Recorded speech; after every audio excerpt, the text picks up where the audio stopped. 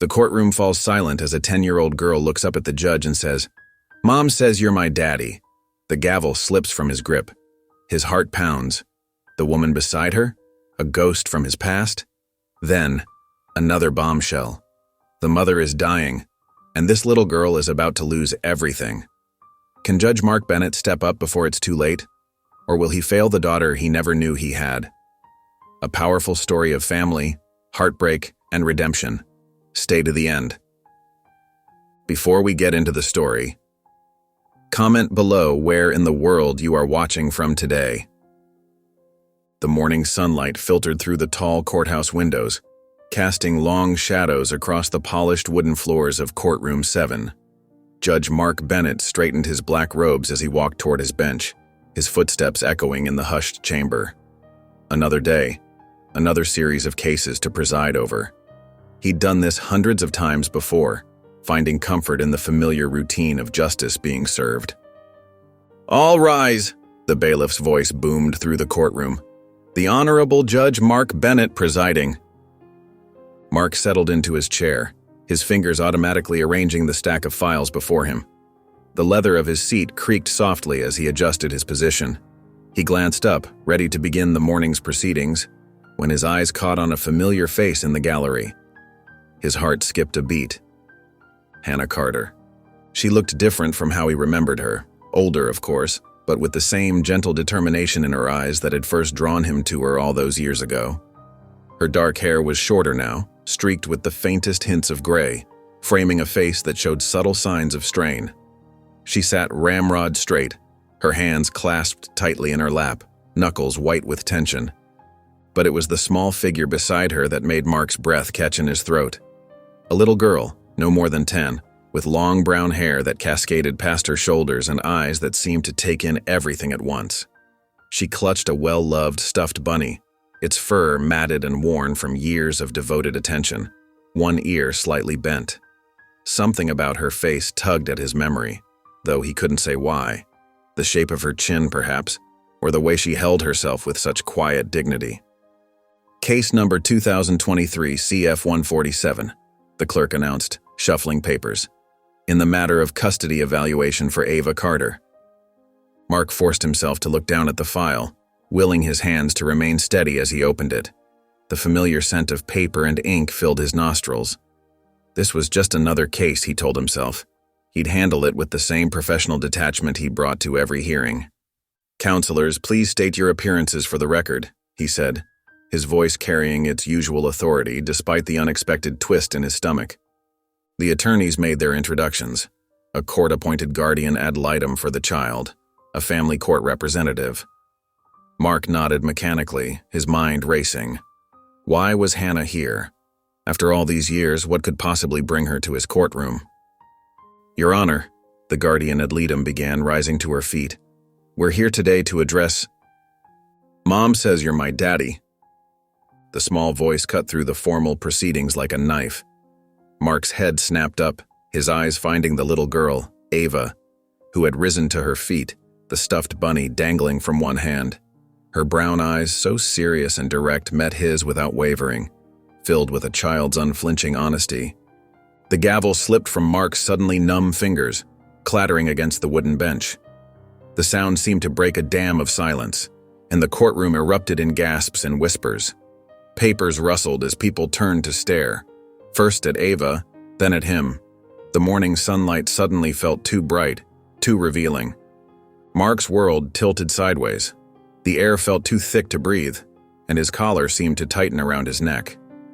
He looked at Hannah, searching for denial, for some explanation that would make sense of this moment. But her face was carefully blank, though her white-knuckled grip on her purse betrayed her tension. A slight tremor in her lower lip spoke volumes. His mind raced through calculations he didn't want to make. 10 years ago, right before his deployment. The timing. It fit.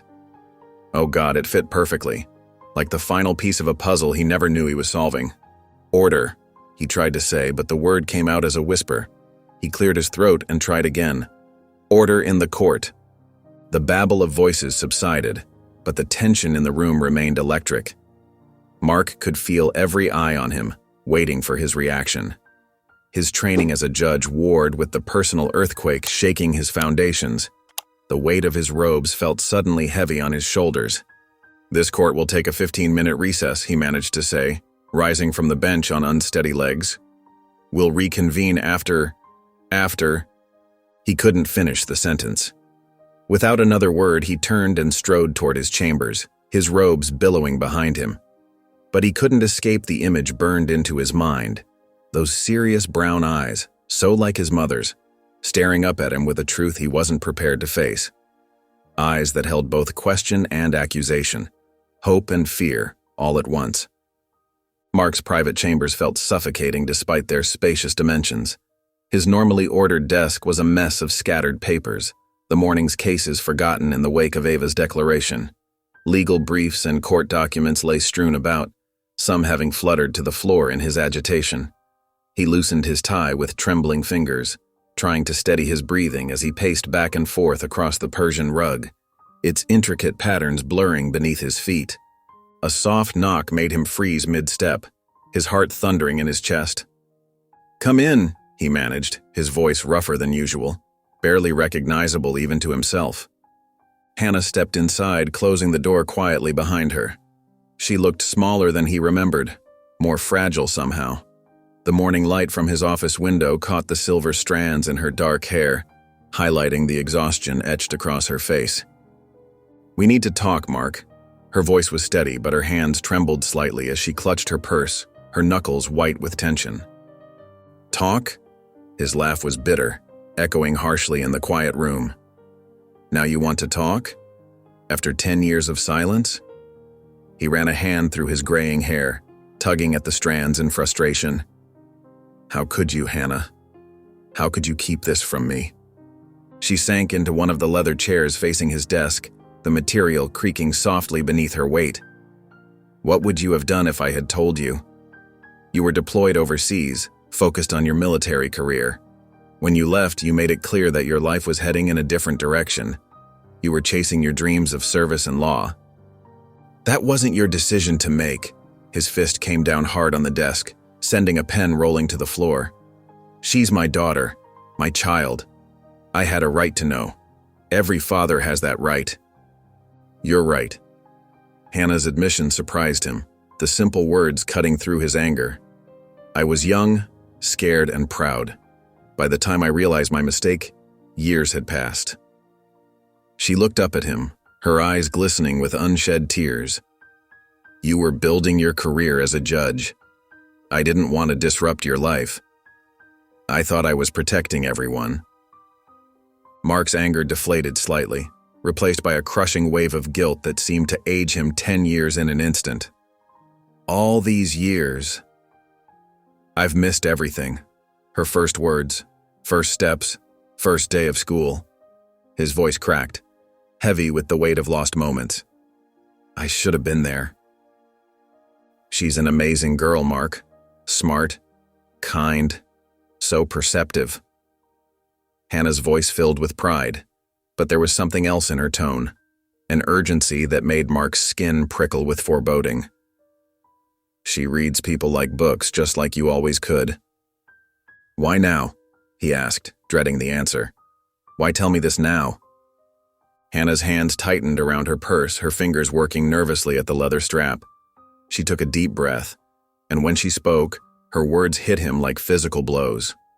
"I'm dying, Mark. Stage 4 pancreatic cancer. The doctors give me maybe 6 months, and that's being optimistic." The room seemed to tilt beneath his feet. Mark gripped the edge of his desk, his knees weak, the solid wood the only thing keeping him upright. "What?" "I've known for a while now. I've tried every treatment available, but..."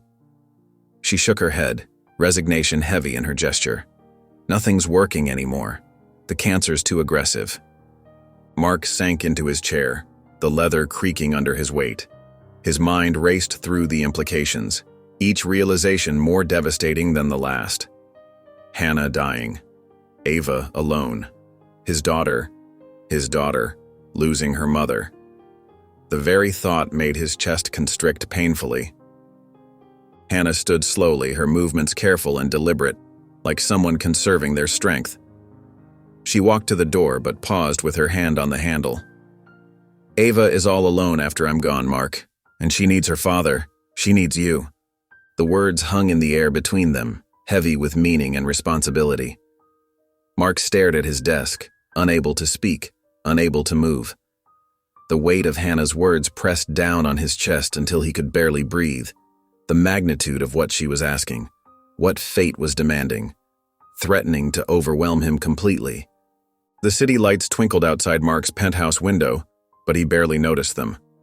Sitting in his leather armchair, he held an old photograph in trembling hands.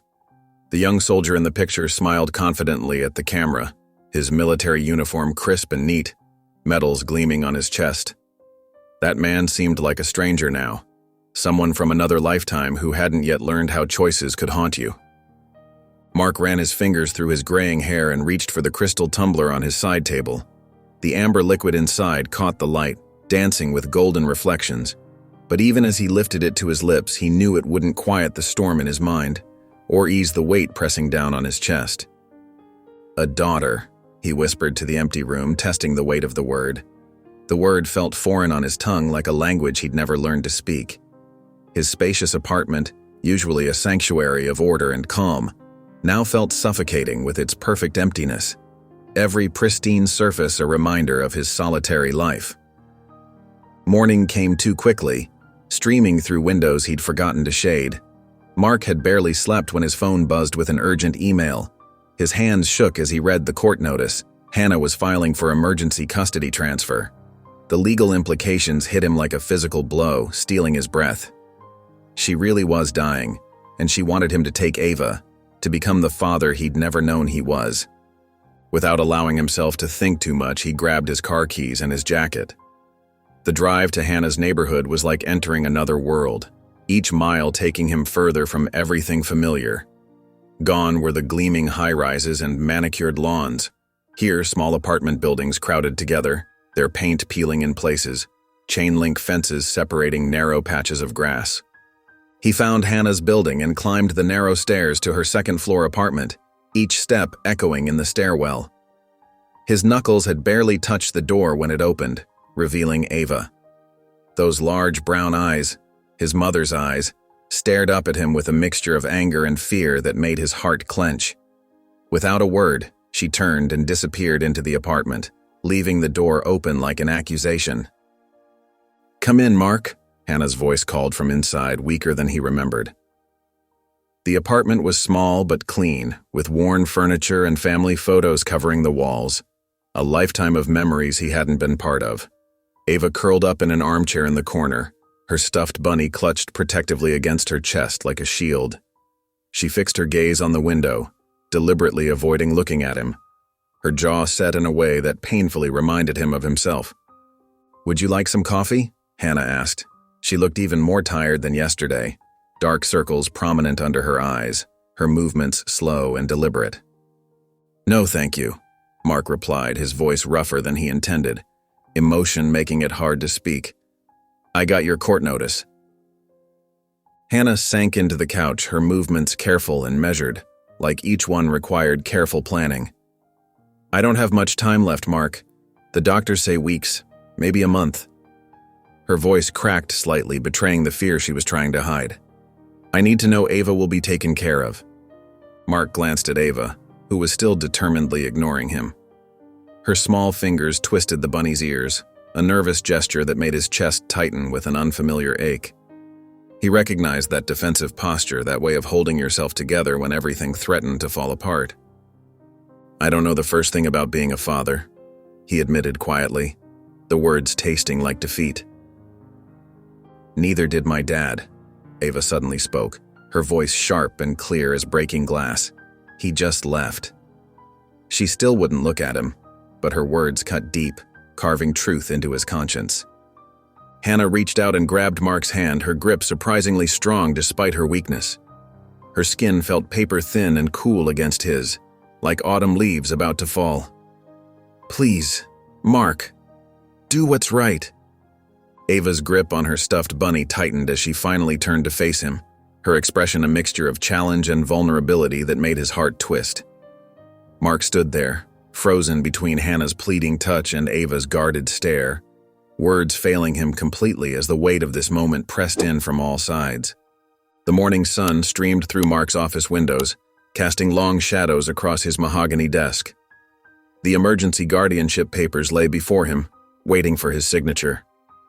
His Mont Blanc pen felt heavy in his hand as he stared at the dotted line, the weight of the decision pressing down on him like a physical thing. "What am I doing?" he muttered, pushing back in his leather chair. The courtroom next door hummed with activity, but in here, time seemed to stand still. His finger traced the edge of the papers, mind racing with all the ways this could go wrong. He'd never even owned a houseplant, let alone raised a child. Despite his reservations, Mark's hand moved almost on its own. The pen scratched against paper as he signed his name, each stroke feeling more permanent than any verdict he'd ever delivered. He let out a breath he didn't know he'd been holding, the sound unnaturally loud in the quiet office. The news spread through the courthouse like wildfire. Judge Bennett, the stern by-the-book judge, filing for guardianship of a child. Whispers followed him down the hallway, heads turning as he passed. His colleague Judge Thompson actually dropped her coffee cup when he told her, the brown liquid spreading across the break room floor like his secret. "Mark," his father's stern voice crackled through his phone later that morning, familiar disapproval evident in every syllable. "Have you lost your mind?" "Hello to you too, Dad," Mark replied, pinching the bridge of his nose, already exhausted by the conversation. "You're throwing away everything you've worked for. This child will destroy your career, your reputation, everything we built." "She's my daughter." "A daughter you never knew about. This woman could be lying." "She's not lying," Mark cut him off, his voice sharp. "And Hannah is dying. Terminal cancer." "Then let social services handle it. That's what they're there for. You're not equipped for this." Mark's jaw clenched, old frustrations rising to the surface. "I'm handling it, Dad. I'm doing what's right." "You're making a mistake." Richard Bennett's voice turned cold, ice cold like all those childhood disappointments. "Don't come crying to me when this blows up in your face." The line went dead, leaving Mark alone with his thoughts and the echo of his father's words. That afternoon, he drove to Hannah's apartment again. The building looked even more run down in daylight, paint peeling from the walls like old scabs. Hannah answered his knock, looking pale but managing a small smile, her illness evident in the shadows under her eyes.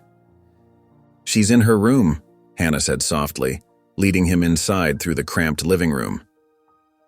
Ava sat cross-legged on her bed, that worn stuffed bunny in her lap.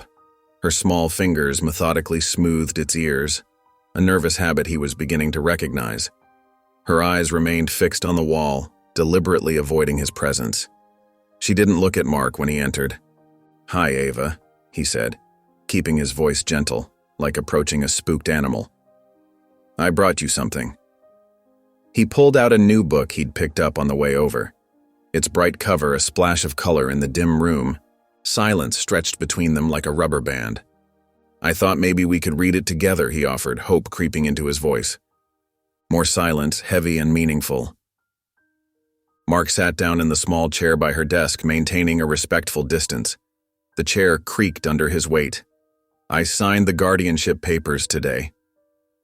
Finally, Ava's eyes flickered to his face. They were filled with a wariness that no child should know, years of disappointment reflected in those young eyes. "I don't need another person to leave me," she said, her voice barely above a whisper, each word precise and cutting.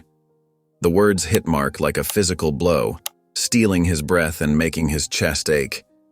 He leaned forward, trying to catch her eye again, desperate to make her understand. "I won't leave." Ava's fingers tightened around her bunny, knuckles white with tension. Her expression said everything. She didn't believe him. And honestly, Mark couldn't blame her. He had a lot to prove, and they both knew it.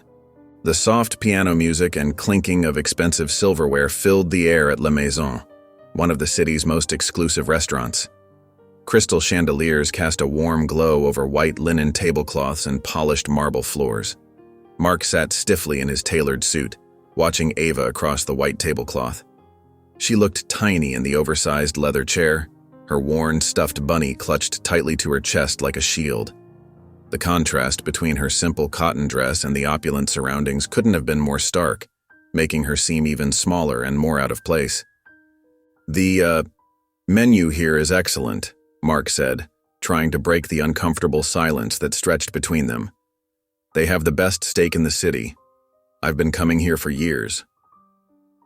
Ava's eyes remained fixed on the table, her small fingers absently stroking the bunny's tattered ear. Her shoulders were hunched, making herself as small as possible. The waiter approached with an air of practiced elegance, his shoes clicking softly on the marble floor. "Good evening, Your Honor," he said with a slight bow, his French accent precise and formal. "May I start you with some appetizers?" Mark cleared his throat, adjusting his tie nervously. "Yes, we'll have the beef carpaccio and the lobster bisque." He glanced at Ava, hoping for some reaction. "Would you like anything specific?" "They can make anything you'd like." She shook her head, still not looking up, her fingers tightening around the bunny. When the appetizers arrived, beautifully plated on fine china, Ava barely touched them. The main course came next. A perfectly cooked filet mignon for Mark and pasta with black truffles for Ava. She poked at the pasta with her fork, taking tiny bites only when Mark prompted her, like a bird pecking at crumbs. Is the food not good?" Mark asked, his voice uncertain, watching her push the pasta around her plate. "It's fine," Ava whispered, the first words she'd spoken all evening. Her voice was so soft it barely carried across the table. "You should eat more. Growing kids need—" "Can I take it home?" Ava interrupted, finally looking up. Her brown eyes were intense, filled with a worry no child should have to carry. "For Mom?" Mark's fork froze halfway to his mouth, the perfectly cooked piece of steak forgotten. Of course. Hannah was sick, probably not eating well. Here he was, trying to impress with fancy food in an expensive restaurant, while Ava was worried about her mother going hungry at home. "She doesn't eat much anymore," Ava added quietly, hugging her bunny closer to her chest like it could protect her from the pain of watching her mother waste away. "Maybe this will help. Sometimes she feels better in the morning." The guilt hit Mark like a physical blow, making his stomach clench. He'd been so focused on his own discomfort, on trying to play the role of father, that he'd completely missed what really mattered to Ava. This wasn't about impressing her. It was about understanding her world. "Of course," he said softly, signaling the waiter. "We can take everything home for her. We'll get some dessert to go too." The waiter packed up their barely touched meals in elegant boxes, adding extra bread and butter without being asked. As they stood to leave, Mark instinctively reached for Ava's small hand. She flinched away, stepping back, her eyes wary and guarded. The message was clear. He wasn't family. He was just another adult who would probably disappear from her life, like so many others had before. Mark let his hand drop, the weight of failure settling heavily on his shoulders. All his money, his position, his careful planning, none of it mattered. He couldn't buy Ava's trust with expensive dinners. He couldn't erase her fear of abandonment with fancy pasta and crystal chandeliers.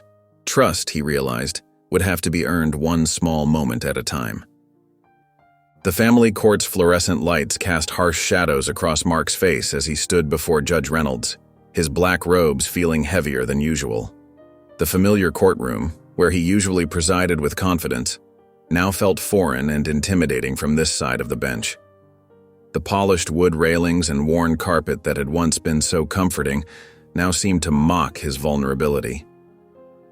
"Your Honor," Philip Carson's voice rang out sharp and accusatory. While Judge Bennett may be respected in his profession, his personal life raises serious concerns about his fitness as a guardian. His words echoed off the high ceiling, making them seem even more damning. Mark's jaw tightened. He'd expected opposition, but Carson's aggressive tone caught him off guard. Sweat dampened the back of his neck as he fought to maintain his composure. "Records showed Judge Bennett regularly works 12 to 14-hour days," Carson continued, shuffling through his papers with theatrical precision. "He has no experience with children, no family support system, and his apartment isn't even set up for a child." He paused dramatically, his next words dripping with disdain. And let's not forget his reputation from his younger days. Mark felt his face flush. His past relationships weren't something he was proud of, but they had nothing to do with who he was now. The weight of his past mistakes pressed down on him like a physical burden. Judge Reynolds, a stern woman with silver hair and piercing eyes, leaned forward in her high-backed chair. "Mr. Carson makes some valid points, counselor," she addressed Mark's attorney, her glasses glinting under the harsh lighting. "How do you respond?"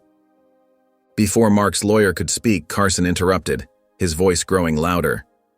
"Furthermore, Your Honor, Judge Bennett has shown no interest in being a father for the past decade. Why now?" Mark wanted to shout that he hadn't known, that he would have been there if he'd known about Ava. But he remained silent, his hands clenched at his sides, knuckles white with tension. Judge Reynolds raised her hand, silencing both attorneys with practiced authority. "I believe we need to hear from someone else." She turned her gentle gaze toward Ava, who sat small and quiet beside her court-appointed guardian ad litem, her shoulders hunched protectively. "Ava, sweetheart, would you be willing to tell me who you'd prefer to live with?" The courtroom fell silent, the only sound the soft hum of the air conditioning. Ava clutched her stuffed bunny tighter, her knuckles white against its worn fur. Her eyes darted between Mark and the floor, but she remained silent, shrinking further into herself. "Ava," Judge Reynolds prompted softly, her tone motherly and encouraging. "You're safe here. You can tell us what you want." Ava's lower lip trembled, but she pressed her mouth shut, refusing to speak. The silence stretched on, becoming almost unbearable. Mark's heart sank with each passing second, the weight of her silence crushing his hopes. Judge Reynolds sighed, the sound heavy with understanding. "Given the complexity of this situation and Ava's reluctance to express a preference, I believe we need more time to evaluate this petition properly." She tapped her gavel, the sound sharp and final. "Court is in recess until tomorrow morning." As people began to file out, their whispers filling the air, Mark watched Ava stand and walk toward the door with her guardian ad litem. She didn't turn back, didn't acknowledge him at all, her small figure disappearing through the heavy wooden doors. The rejection stung worse than Carson's accusations. Mark gathered his papers with trembling hands, feeling defeated. The walk from the courtroom to the lobby seemed endless, each step reminding him of his failure to connect with his daughter. The familiar courthouse halls, once a symbol of his authority and success, now felt like a maze of broken dreams. Mark's penthouse apartment stretched out before him, a testament to his success but also his loneliness. Floor-to-ceiling windows offered a spectacular view of the city lights below, but he barely noticed them tonight. Instead, his eyes fixed on the untouched glass of bourbon on his marble coffee table, amber liquid catching the dim light. The silence of the vast space pressed in around him, broken only by the faint hum of the climate control system. His mind drifted back 12 years to that last night with Hannah. The memory hit him with surprising clarity. Her small apartment, walls painted a soft yellow, the scent of jasmine from her favorite candle. He could still remember the way her second-hand couch had creaked when they sat down for their final conversation. "Please don't go," Hannah had begged, tears streaming down her face. "We can figure something out." Her fingers had clutched at his sleeve, desperate and trembling. He remembered how young she looked then, barely 28, her dark hair falling in waves around her shoulders, her eyes bright with unshed tears. But he'd been so convinced of his path, so sure of his decision to re-enlist, so certain that this was the right choice for both of them. "I have to do this, Hannah," he'd said, his voice firm but gentle. "The military, it's my calling. I can't give it up." Even now, he could hear the self-righteousness in those words. "What about us?" she'd whispered, her voice breaking on the last word. He'd kissed her forehead and walked away, telling himself it was better this way. Clean break. No messy goodbyes. No promises he couldn't keep. The sound of her muffled sobs had followed him down the hallway, but he hadn't looked back. Mark ran his hands over his face, shame burning in his chest. He'd been so focused on his career, on building the life he thought he wanted. The military, then law school, then the bench. each step carefully planned and executed with military precision, leaving no room for anything else, anyone else. "God, I was such a fool," he muttered to the empty room, his words echoing slightly against the minimalist decor. Hannah had been right. If she'd told him about the pregnancy back then, he probably wouldn't have wanted them. The truth of it stung, but he couldn't deny it anymore. His younger self had been too caught up in his own ambitions, too certain that attachments would only hold him back. He'd worn his independence like armor, never realizing what he was protecting himself from. No wonder Ava looked at him with those distrustful eyes. No wonder she clutched that worn, stuffed bunny like a shield whenever he was around. He was just another adult who'd abandoned her, even if he hadn't known about her existence. The way she watched him from across rooms, calculating and wary, spoke volumes about the walls she'd built around her heart. The case file sat on his coffee table next to the bourbon. Ava's school records showed she was brilliant, top of her class despite everything. She'd inherited his intelligence, but Hannah's resilience. She'd grown up without him, become this remarkable little person while he'd been building his career and his reputation. Her test scores were exceptional, her teacher's notes full of praise for her maturity and insight. Mark picked up the untouched drink, studying the way the light played through the liquid. Hannah had raised their daughter alone, probably working multiple jobs, struggling to make ends meet. Meanwhile, he'd been living in this sterile penthouse, passing judgment on other people's lives from his comfortable perch on the bench. The contrast made him sick to his stomach. The guilt settled heavy in his stomach. He'd failed them both, Hannah and Ava, failed them before he even knew they existed. His choices, his selfishness, had shaped their lives in ways he was only now beginning to understand. The weight of those lost years, those missed opportunities, pressed down on him like a physical thing. He set the drink back down and opened Ava's file again. Her school photo showed those familiar brown eyes, his eyes, staring back at him with a guardedness no 10-year-old should have to carry. The case file lay open beside the untouched bourbon, a stark reminder of all he'd missed and all that now hung in the balance. In the photo, she wasn't smiling, just watching the camera with that same careful, measured look she gave him. The night wrapped Hannah's small apartment building in shadows, broken only by the dim glow of streetlights.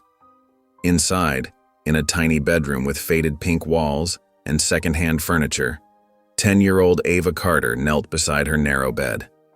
Her worn stuffed bunny, missing an eye and patched in several places, was clutched tightly to her chest as if it could somehow shield her from the worries that seemed too big for her young shoulders.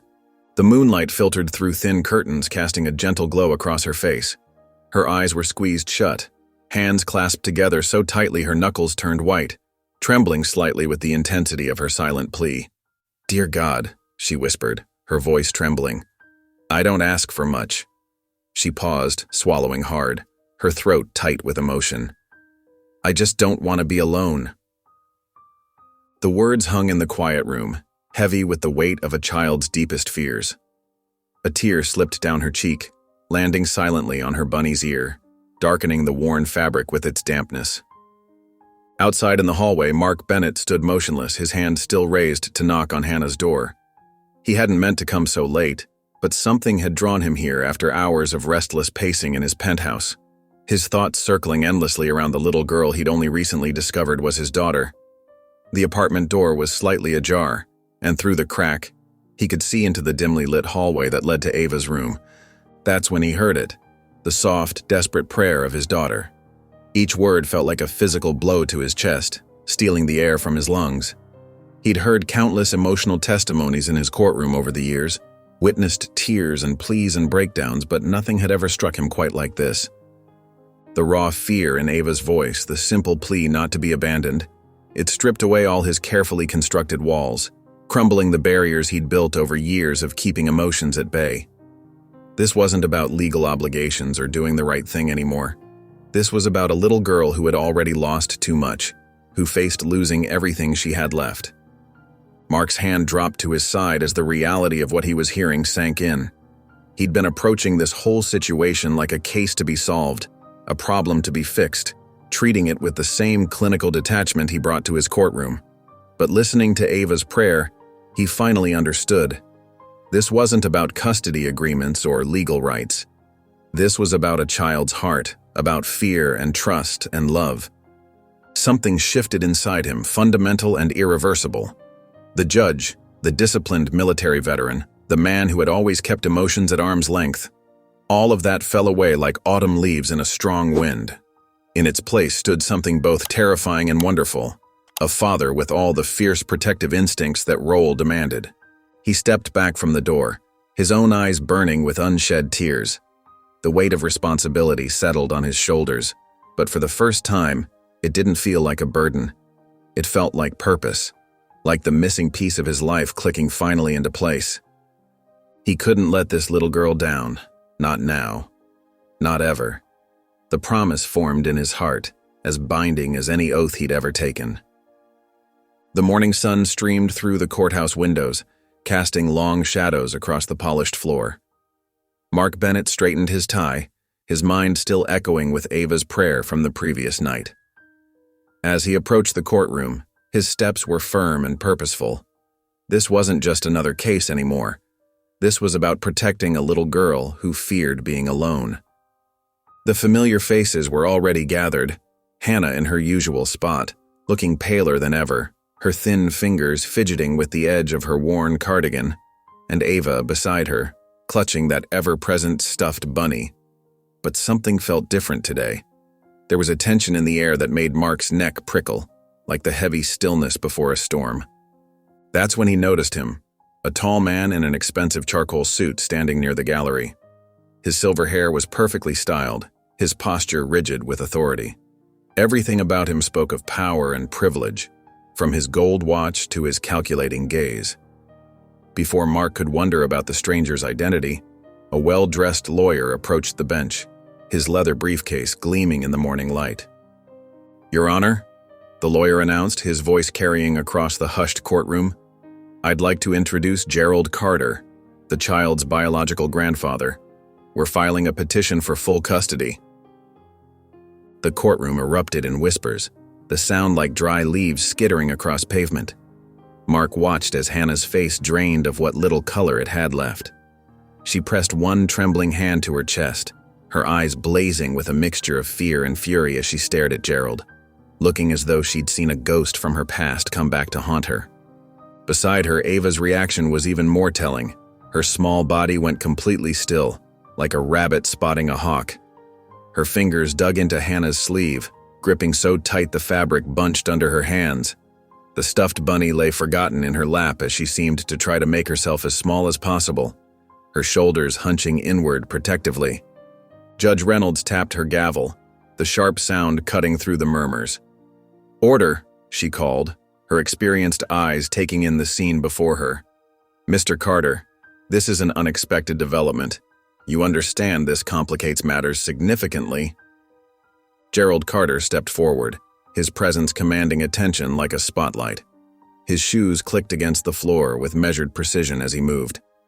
"I understand perfectly, Your Honor. As Hannah's father and Ava's only living grandparent, I believe I am the most suitable guardian for my granddaughter."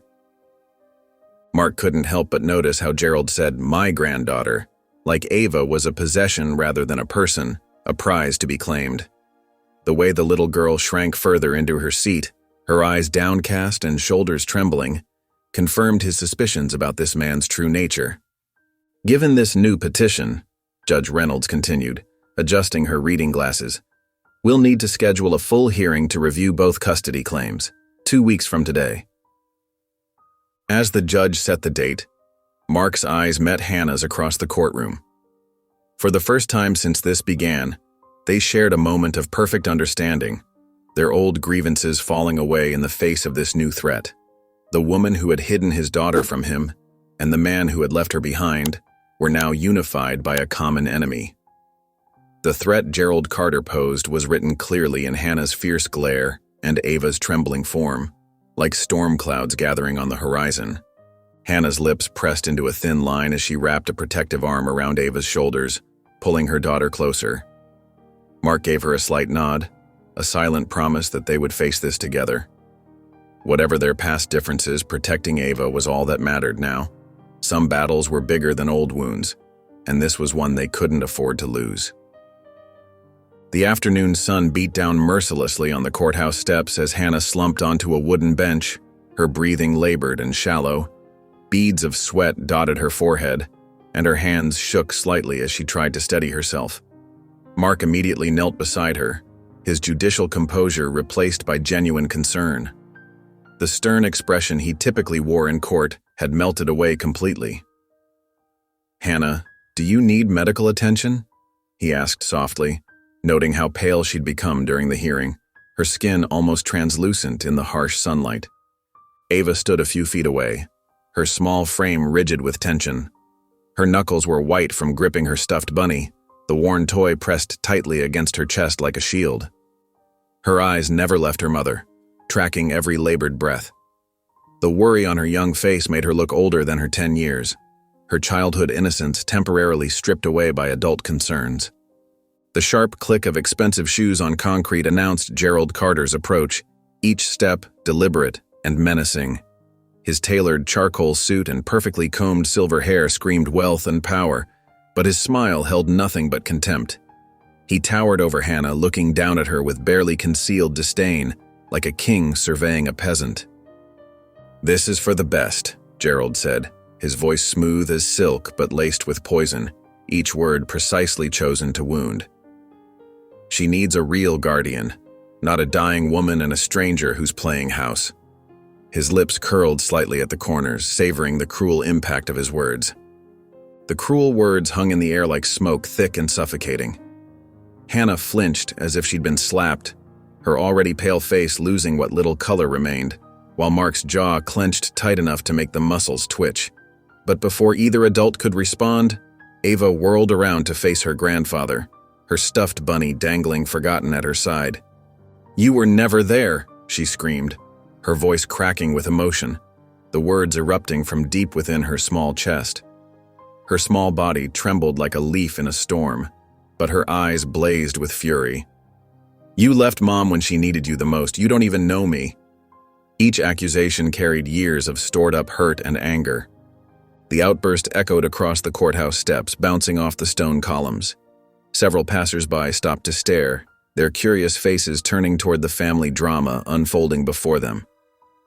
Mark watched in amazement as this usually quiet child transformed into a fierce defender of her mother, her earlier shyness burned away by righteous anger. Tears welled up in Ava's eyes, but she quickly swiped them away with the back of her hand, looking embarrassed by her show of emotion, her cheeks flushing pink. The smirk had vanished from Gerald's face, replaced by an expression of shocked disbelief. He stood frozen, clearly unprepared for such resistance from a child he'd assumed he could easily control. His confidence cracked like thin ice, revealing a flash of uncertainty beneath his polished exterior. For a moment, he looked almost human. Gerald's eyes narrowed as he glared at his granddaughter, but for once, he had no words. His carefully constructed facade of authority had been shattered by a child's raw honesty. Without another sound, he turned and walked away, his shoulders stiff with wounded pride, his footsteps no longer quite so commanding. In the wake of his departure, Ava's courage seemed to desert her all at once, like air escaping a balloon. She turned slowly toward Mark, her small shoulders sagging with exhaustion, and for the first time since they'd met, her eyes held something other than distrust or fear. They held a silent plea for help, for protection, for someone to stand between her and the man who wanted to tear her world apart. In that moment, she looked less like a fierce defender and more like what she truly was, a frightened little girl desperate for someone to keep her safe. The evening air was cool as Mark stood outside Hannah's apartment door, his heart pounding against his ribs like a trapped bird. He'd rehearsed what to say a dozen times on the drive over, running through every possible scenario, but now his mind felt blank. The hallway lights flickered overhead as he took a deep breath and knocked, his knuckles barely grazing the weathered wood. The door creaked open, and Ava stood there, still clutching her stuffed bunny close to her chest like a shield. Her eyes were red-rimmed from crying earlier, the tear tracks still visible on her cheeks, but she didn't immediately shut the door like she had so many times before. Instead, she stepped back silently, her small feet shuffling across the worn carpet as she allowed him to enter. The apartment was small but tidy, with worn furniture that spoke of years of careful use and loving maintenance. Family photos lined the walls in mismatched frames, telling the story of Ava's childhood. Pictures of her and Hannah at parks, birthday parties, and school events. Some showed Ava missing her front teeth. Others captured her first day of school. Mark's chest tightened painfully as he realized how much he'd missed. How many precious moments had slipped away without him. They sat at the kitchen table, a scratched wooden piece that had seen better days, its surface marked with countless meals and homework sessions. The overhead light cast a warm glow, making shadows dance across Ava's face as she stared down at her hands folded in her lap. Hannah stood in the doorway, watching quietly, her shoulder pressed against the frame. Mark cleared his throat, the sound seeming too loud in the quiet room. "I heard what you said today," he began softly, trying to catch her eye. "You were brave. Braver than most." Ava shrugged, but Mark caught a flicker of something in her eyes. Pride, maybe, or relief at being acknowledged. Her fingers played with the ear of her stuffed bunny, twisting and untwisting the soft fabric in a nervous habit he'd begun to recognize and find endearing. Reaching into his pocket, Mark pulled out an old coin. Its surface was worn smooth from years of handling, the metal dulled with age and countless touches. The date was barely visible anymore, but that didn't matter. He turned it over in his hands, remembering all the times it had given him comfort during his darkest moments overseas, during nights when sleep wouldn't come and danger felt too close. "I kept this with me for luck," he explained, his voice gentle and steady. "Carried it through my whole deployment, through sandstorms and lonely nights. I don't know if I believe in luck, but I do believe in strength." He paused, making sure she was listening, watching her face for any reaction. "And today you showed more strength than most adults I know." Carefully, he placed the coin in her small hand. Ava's fingers closed around it immediately, but her expression remained guarded, a mix of curiosity and lingering uncertainty. She studied the coin intently, running her thumb over its surface just as he had done countless times before, tracing the worn edges with careful attention. The kitchen clock ticked loudly in the silence, marking each precious second. Hannah watched from her position in the doorway, her face a mixture of hope and exhaustion, dark circles under her eyes betraying her fatigue. Mark stood up slowly, his chair scraping softly against the linoleum, not wanting to break the fragile moment they'd created. As he headed toward the door, Hannah followed him, her footsteps quiet on the floor. Her voice was barely above a whisper when she said, "You're getting through to her." The words carried both encouragement and warning. Progress was being made, but there was still so far to go. For the first time since this whole situation began, Mark allowed himself to hope. The weight in his chest felt a little lighter, the path ahead a little clearer. Maybe, just maybe, they could become a family after all. It wouldn't be easy, but nothing worth having ever was. The courtroom buzzed with tension as Mark sat beside Hannah, his shoulders stiff beneath his suit jacket. Ava perched between them, her small fingers wrapped tightly around the lucky coin he'd given her. Her other hand clutched her worn, stuffed bunny, pressing it close to her chest like a shield.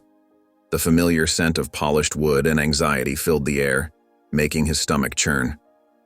Judge Reynolds shuffled through the papers before her, her face unreadable. The morning light filtering through the high windows cast long shadows across the wooden benches, creating harsh lines that seemed to mirror the gravity of the moment. Mark could feel Gerald's smug presence behind them, practically radiating confidence. The soft rustle of expensive fabric told him his opponent was wearing his finest suit, prepared for victory. "In the matter of temporary custody for Ava Carter," Judge Reynolds began, her voice echoing in the suddenly silent courtroom, "I have reviewed all submitted arguments carefully." Her glasses caught the light as she looked down at her notes.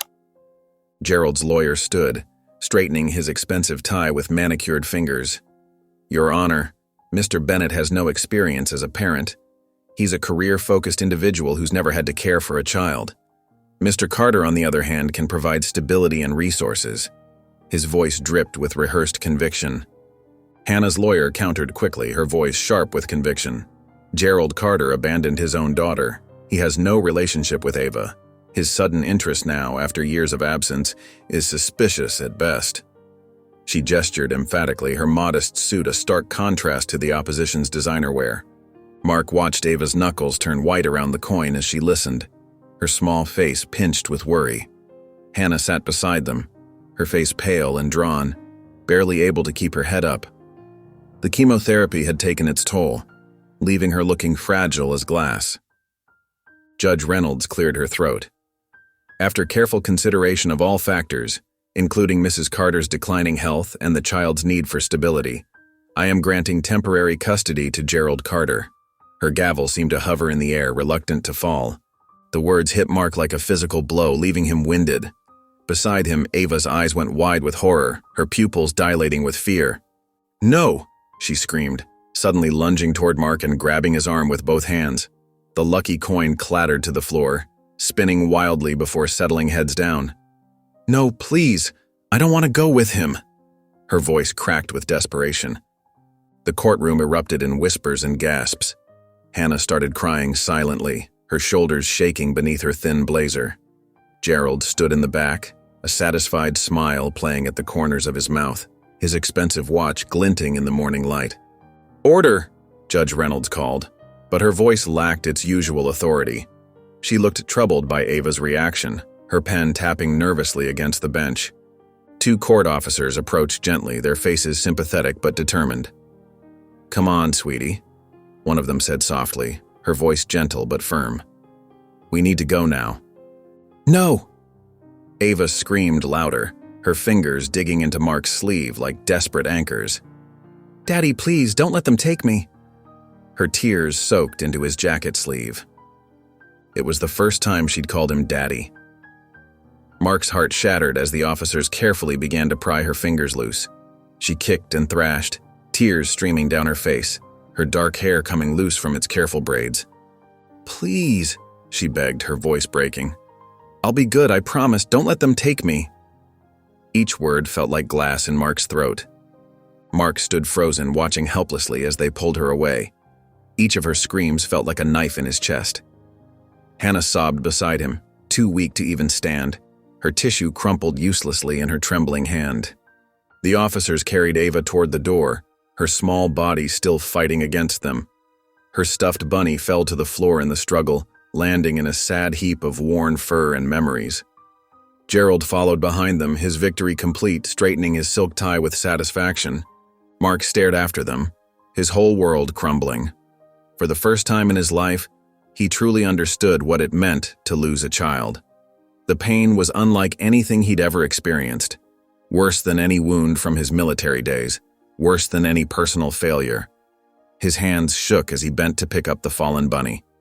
The sound of Ava's screams echoed in his ears long after the doors closed behind her, a haunting symphony of loss that he knew would follow him into his dreams. The city lights twinkled outside Mark's penthouse windows, but he barely noticed them. He sat in his leather armchair, a glass of whiskey on the side table catching the dim light from his desk lamp. The amber liquid remained untouched, much like the stack of case files he'd brought home. A police siren wailed in the distance, its echo fading into the night. All he could hear was Ava's desperate screams echoing in his head. "Don't let them take me! Please!" The memory of her small hands clutching his sleeve made his chest tighten. Her fingers had left wrinkles in his suit jacket that he couldn't bring himself to smooth out. His fingers curled into fists, knuckles white with rage and helplessness. "I'm sorry," he whispered to the empty room.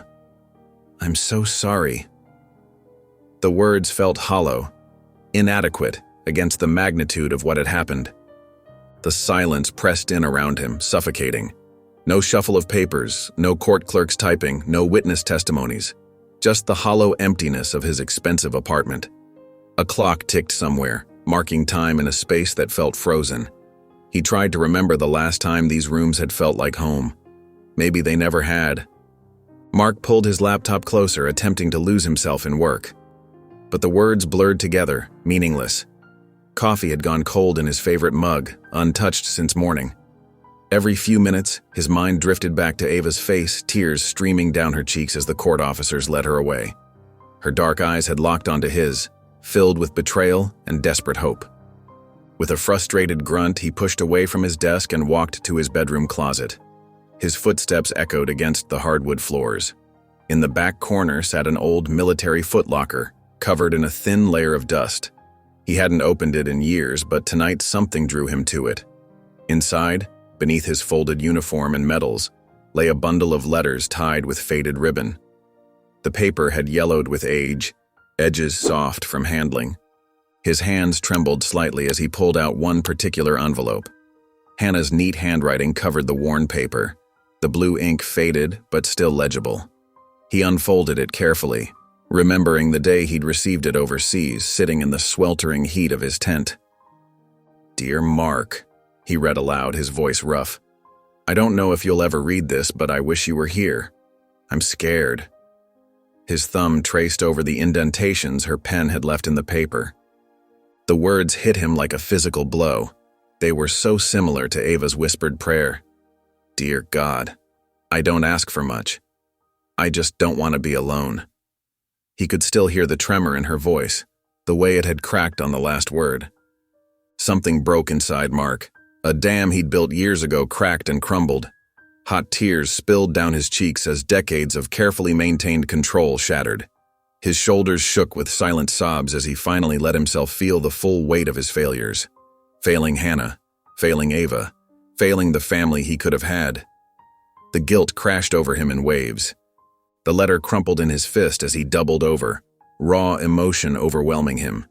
His perfectly ordered world spun out of control. For the first time since his mother's death, Judge Mark Bennett, respected, controlled, disciplined Mark Bennett, completely broke down. Minutes passed, or maybe hours. The night grew deeper outside his windows. When the tears finally stopped, Mark straightened up. His throat felt raw, his eyes burned, but something had shifted inside him. A new resolve was taking shape in his heart. He looked down at the crumpled letter in his hand and slowly stood. Mark burst through his office door, his normally pristine appearance nowhere to be seen. His navy suit was wrinkled, his tie hanging askew around his neck, and 3 days' worth of stubble darkened his jaw. His assistant, David Lang, looked up from his desk and did a double-take coffee cup frozen halfway to his mouth. "Judge Bennett, are you—" "Find me everything on Gerald Carter." Mark cut him off, his voice rough with determination and lack of sleep. "Everything. Financial records, business dealings, personal history, parking tickets, I don't care how small, I want it all." David blinked, then straightened up, already reaching for his keyboard. "Yes, sir. Right away." Mark paced his office like a caged animal while his legal team worked, wearing a path in the carpet between his desk and the window. Hours ticked by as they dug deeper into Gerald's past, the stack of papers growing higher with each new discovery. With each revelation, Mark's jaw clenched tighter, his hands curling into fists at his sides. "Sir," David called from the doorway, holding a thick folder that seemed ready to burst. "You need to see this. It's worse than we thought." The documents painted an ugly picture that grew darker with each page. Gerald Carter had a history of financial fraud spanning decades, leaving a trail of destruction in his wake. Unpaid debts littered his record, carefully hidden behind shell companies and false names like a spider's web of deception. But what made Mark's blood run cold were the custody disputes. 3 separate cases where Gerald had tried to take children from other family members, using his money and influence to bully them into submission.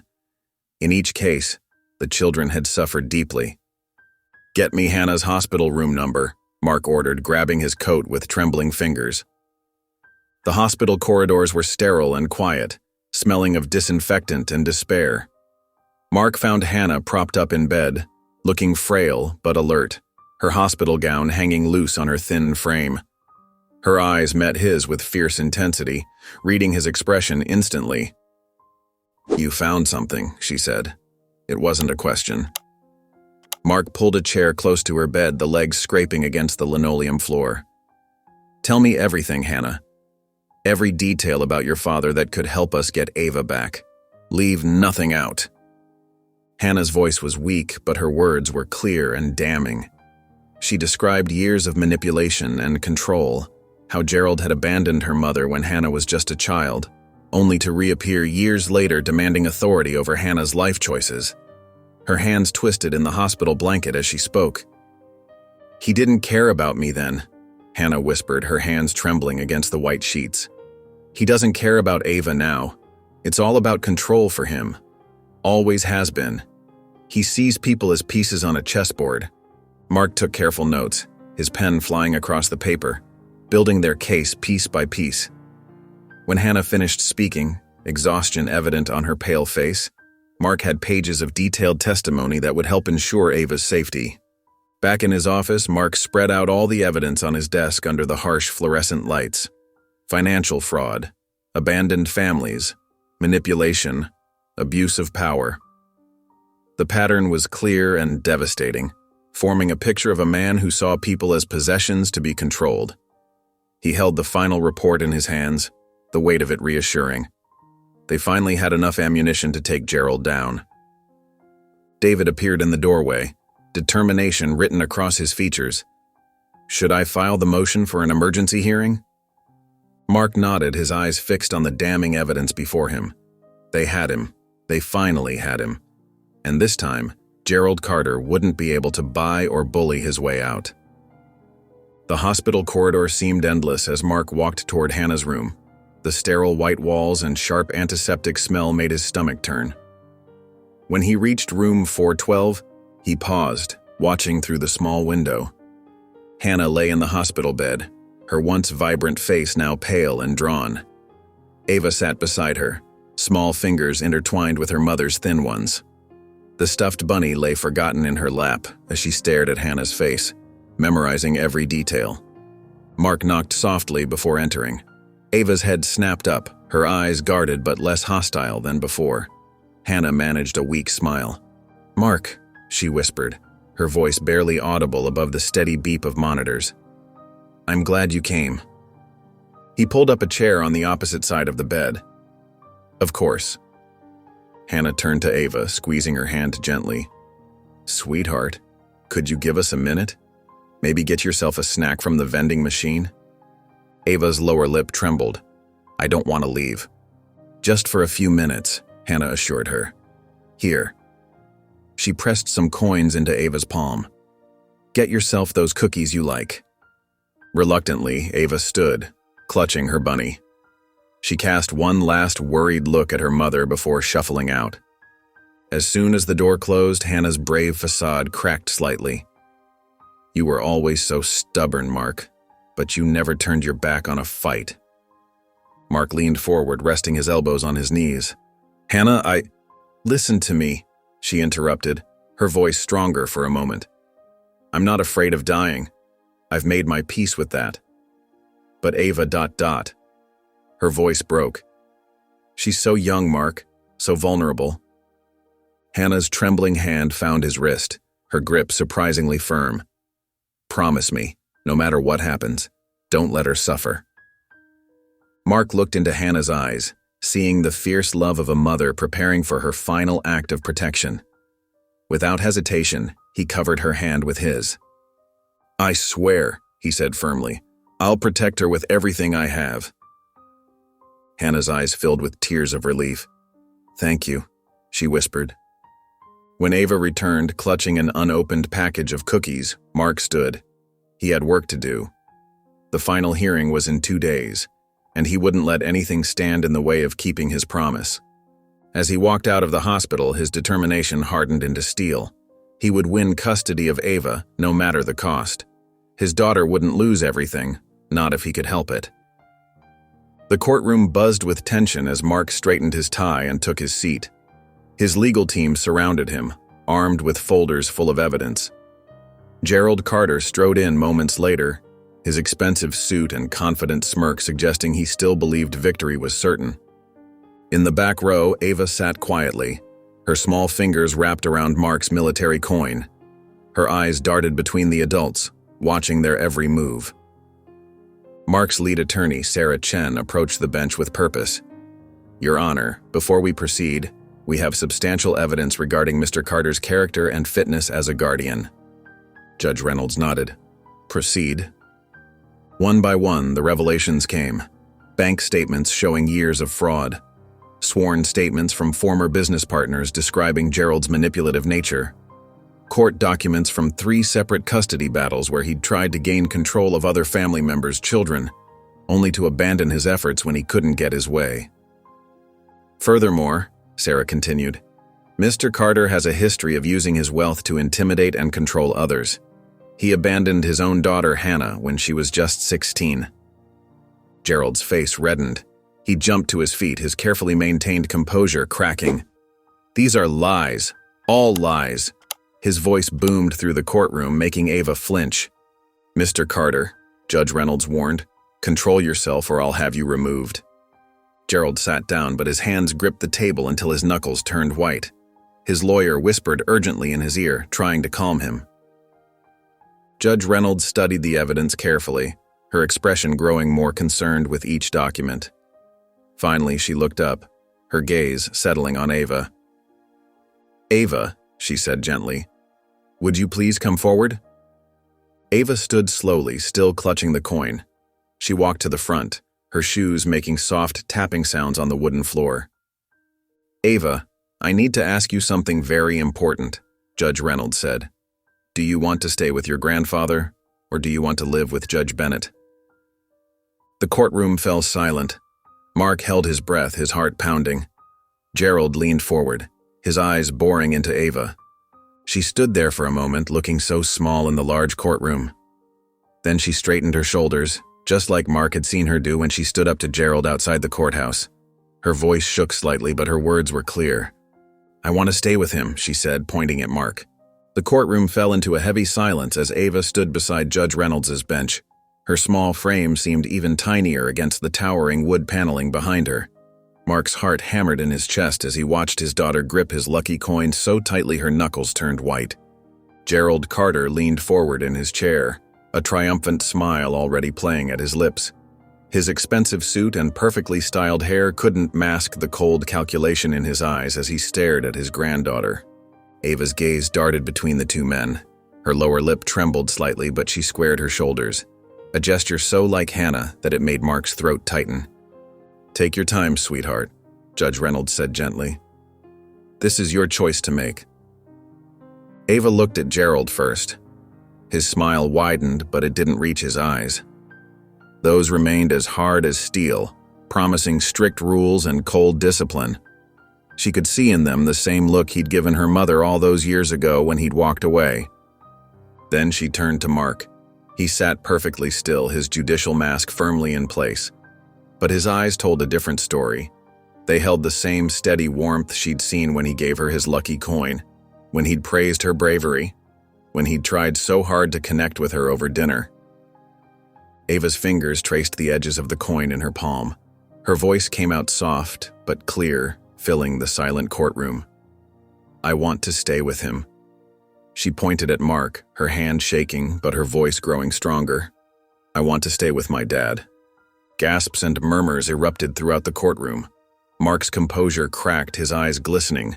But before anyone could react further, Gerald's fists slammed against the table. This is ridiculous, he roared, his face turning purple with rage. She's been manipulated. I won't stand for this. He shoved his chair back with such force it toppled over, the crash echoing through the chamber. Ava flinched at the noise, instinctively stepping closer to Judge Reynolds. The action wasn't lost on anyone in the courtroom, least of all the judge herself. Mr. Carter! Judge Reynolds' voice cut through the chaos like a whip. Control yourself immediately, or I'll have you removed. But Gerald was beyond reason. He jabbed a finger toward Mark. You think you can just walk in here and take what's mine? I'll ruin you. I'll dash. Bailiff, Judge Reynolds called sharply, banging her gavel.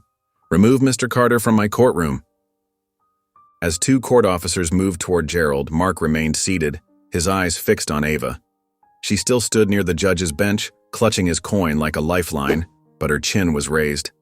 In that moment, she looked so much like the fighter her mother had always been. Judge Reynolds brought her gavel down once more, demanding order in the courtroom as Gerald was escorted out, his threats still echoing in the hallway. Judge Reynolds adjusted her glasses, studying the papers before her with careful deliberation. The silence in the courtroom was deafening.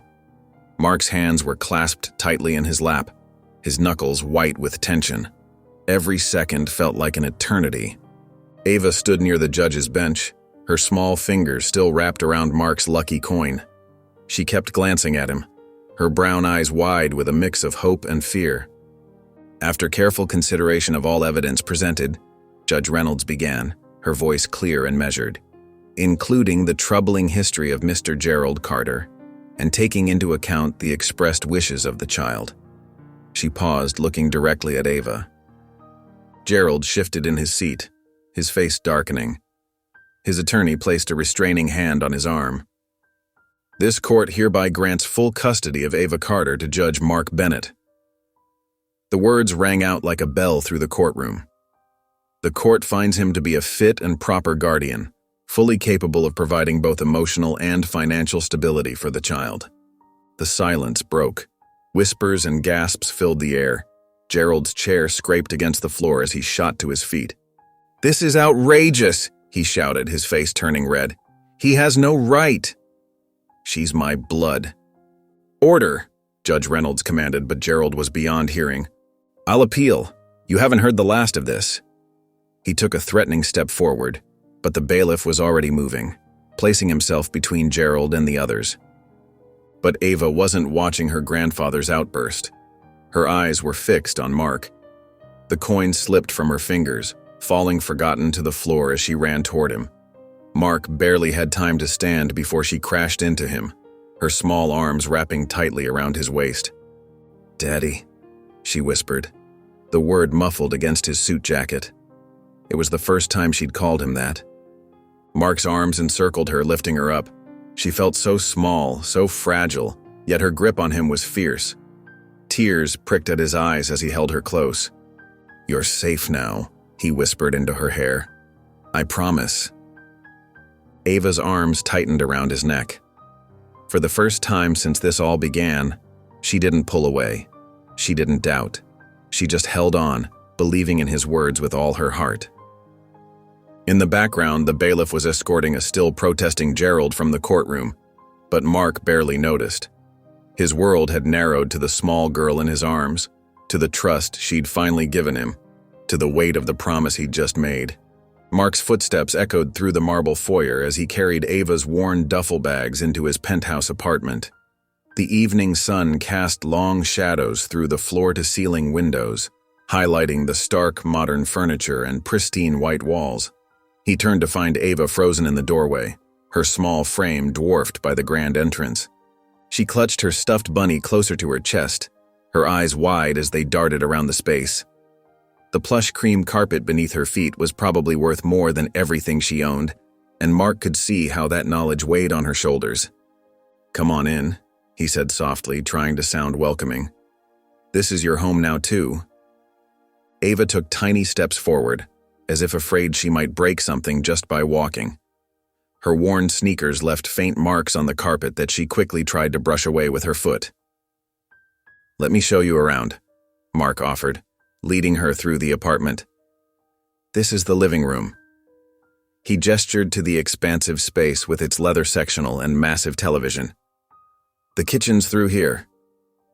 The gleaming stainless steel appliances sparkled under recessed lighting. With each room they passed, Ava grew quieter, her shoulders hunching further. When they reached the bedroom he'd prepared for her, she barely glanced at the new furniture and designer bedding he'd had delivered. Mark's heart sank as he watched her shrink into herself.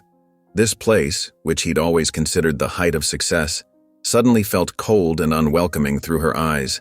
The sterile perfection that had once brought him pride now seemed to highlight how little room there was for a child's messy, vibrant presence.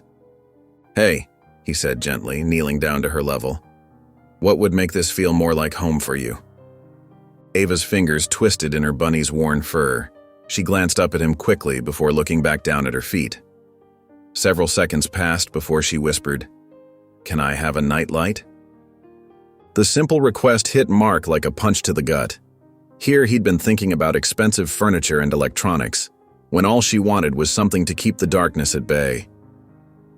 "Of course you can," he said, his voice rough with emotion. "We'll get one right away."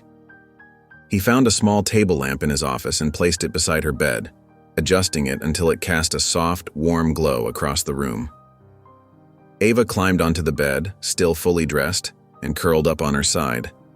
One hand clutched her bunny while the other held tightly to the coin he'd given her. Mark watched as her eyes grew heavy, the day's emotional toll finally catching up with her. Just before she drifted off, he heard her whisper, "Thank you." He stood in the doorway watching his daughter sleep in her new room, understanding that turning this pristine apartment into a real home would take more than just adding furniture. It would take learning what made Ava feel safe, what made her smile, what made her feel loved. The unfamiliar patter of small feet on hardwood floors pulled Mark from his sleep.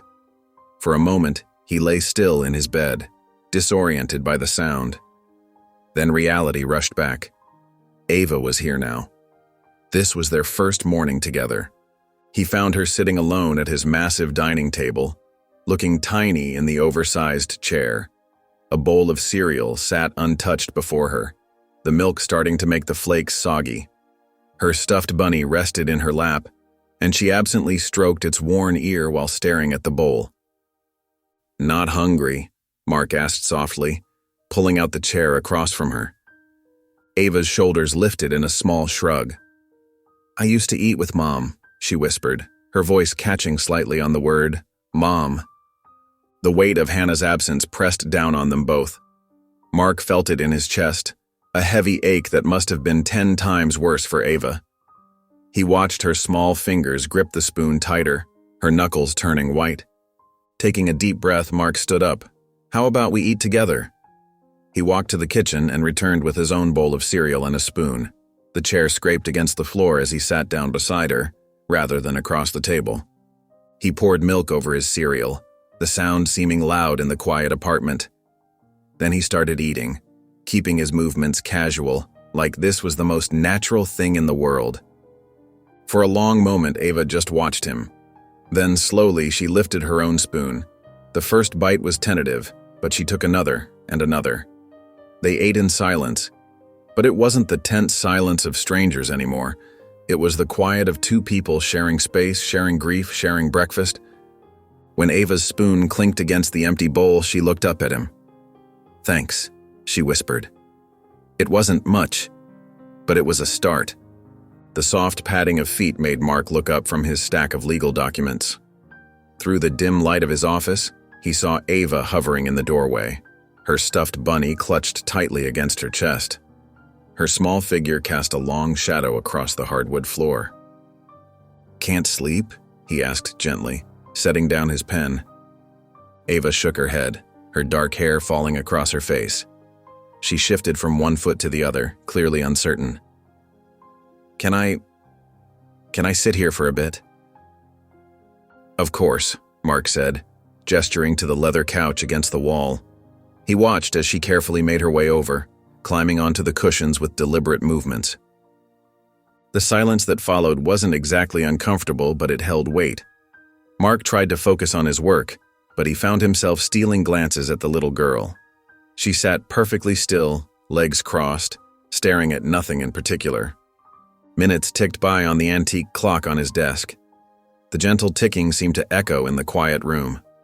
Then, almost imperceptibly at first, Ava began to inch closer to where Mark sat. He pretended not to notice, giving her the space to move at her own pace. When she finally pressed against his side, Mark's breath caught in his throat. The gesture was so simple, yet it felt monumental. He remained perfectly still for a moment, afraid any movement might scare her away. Then slowly, carefully, he wrapped an arm around her small shoulders. Ava didn't pull away. Instead, she seemed to sink deeper into his embrace, as if some invisible wall had finally crumbled. "I miss Mom," she whispered into the darkness, her voice barely audible. Mark's heart clenched at the raw pain in those 3 simple words. He tightened his hold ever so slightly. "I know," he murmured, his voice rough with emotion, "but you're not alone anymore." Ava's only response was to burrow closer, her stuffed bunny squished between them.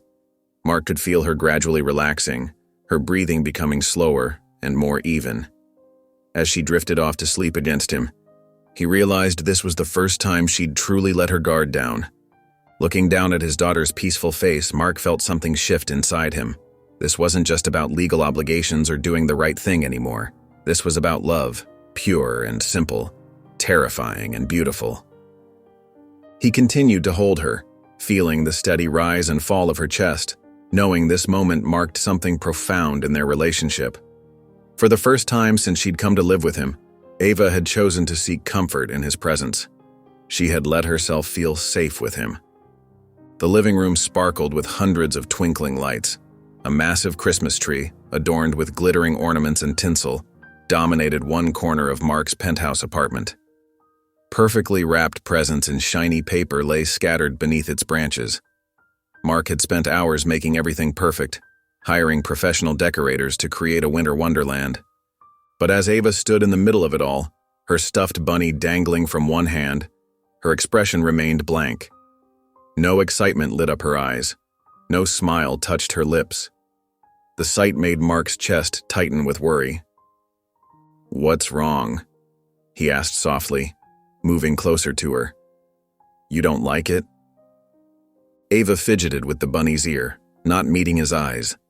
The silence stretched between them until finally, in a voice barely above a whisper, she said, "Mom and I never had big Christmases." Mark's heart sank as she continued, "We just had a small tree. And," she swallowed hard, "we always made pancakes on Christmas morning." The weight of understanding hit Mark like a physical blow.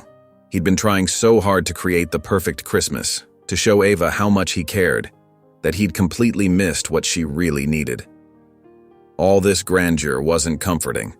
It was just another reminder of everything that had changed. Without a word, he pulled out his phone and started ordering groceries. Flour, eggs, milk, butter, maple syrup. All the ingredients for Christmas morning pancakes. "How about we watch a movie?" he suggested gently, reaching for the remote. "You can pick whatever you want."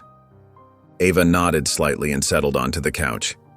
Mark sat down too, leaving space between them.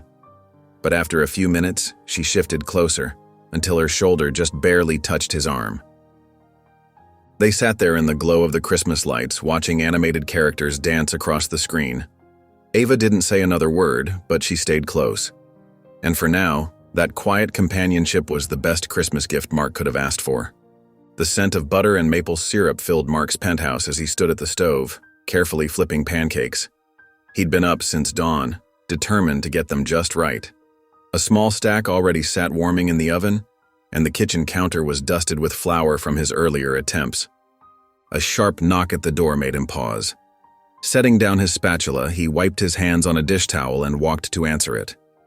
His father, Richard Bennett, stood in the hallway, his tall frame rigid and imposing in an expensive suit. His stern expression seemed even more severe against the cheerful holiday decorations. "I heard you got full custody," Richard said without greeting, stepping inside uninvited. His cold gaze swept across the decorated apartment, lingering on the scattered toys and children's books. From the corner of his eye, Mark saw Ava freeze in the hallway, her stuffed bunny clutched tightly to her chest. She pressed herself against the wall, trying to make herself invisible. "You can't just play house, Mark," Richard continued, his voice harsh with disapproval. "This isn't who you are. You're throwing away everything you've worked for." Mark's jaw tightened. The familiar weight of his father's disappointment pressed down on him, but this time, something was different. He thought of Ava's quiet bravery, of her small hand reaching for his during thunderstorms, of the way she'd started to trust him. "I'm not playing anything," Mark said firmly, straightening his shoulders. "This is exactly who I am now." "Don't be ridiculous," Richard scoffed. "You're a judge. You have responsibilities, a reputation to maintain. Raising some stranger's child will destroy your career." "She's my daughter." Mark's voice was quiet but steel hard. "And for the first time in my life, I don't care what you think. My career isn't more important than her." Richard's face darkened. "You're making a mistake." "No," Mark said, meeting his father's gaze steadily. "My mistake was spending years trying to be the son you wanted instead of the man I needed to be. Not anymore." Richard's lips pressed into a thin line. Without another word, he turned and walked out, letting the door slam behind him. Mark released a shaky breath, his hands trembling slightly as he ran them through his hair. The smell of burning pancakes snapped him back to reality. He hurried to the kitchen, where the current pancake was smoking slightly on the griddle. As he scraped the ruined pancake into the trash, he heard soft footsteps behind him. Ava approached slowly, holding a plate with one of the earlier perfectly golden pancakes. She placed it carefully on the counter in front of him, her eyes meeting his for just a moment before darting away. The simple gesture made his throat tight with emotion. He understood what she couldn't say out loud. Thank you for choosing me, for defending me, for being my father. The kitchen was warm and steamy from dinner. Dishes scattered across the counter as Mark and Ava worked together to clean up. Mark washed while Ava dried, their routine now comfortable after weeks of practice. As Ava reached for another plate, her elbow knocked against her water glass, sending it tipping. Water splashed across the counter. Ugh, Dad's gonna be mad, she muttered under her breath, reaching for a dish towel. Mark's hand stilled in the soapy water. His heart seemed to skip several beats as the word echoed in his mind. Dad. Such a simple word, but one he'd never expected to hear directed at him. Ava froze too, her eyes growing wide as she realized what she'd said. A blush crept across her cheeks, and she stared intently at the puddle of water, refusing to meet his gaze. What did you just say? Mark asked softly, trying to keep his voice steady despite the emotion threatening to overwhelm him. Ava shifted from foot to foot, her fingers twisting in the dish towel. The silence stretched between them, broken only by the quiet drip of the faucet. Finally, she let out a small sigh. I called you Dad, she mumbled, still not looking up. I didn't mean to. Mark dried his hands and knelt in front of her, careful to maintain some distance so she wouldn't feel crowded. His heart was racing, but he worked to keep his expression calm and gentle. You don't have to force it, he said quietly. But if it ever feels right, I'd love to hear it again. Ava finally looked up at him, her brown eyes searching his face. Whatever she saw there seemed to reassure her. She gave a small nod, then suddenly stepped forward and wrapped her arms around his neck in a quick, tight hug. Before Mark could even return the embrace, she pulled away and darted out of the kitchen, disappearing down the hallway toward her room. Mark watched her go, catching a glimpse of the small smile on her face before she vanished around the corner. He remained kneeling there for a moment, letting the weight of what had just happened settle over him.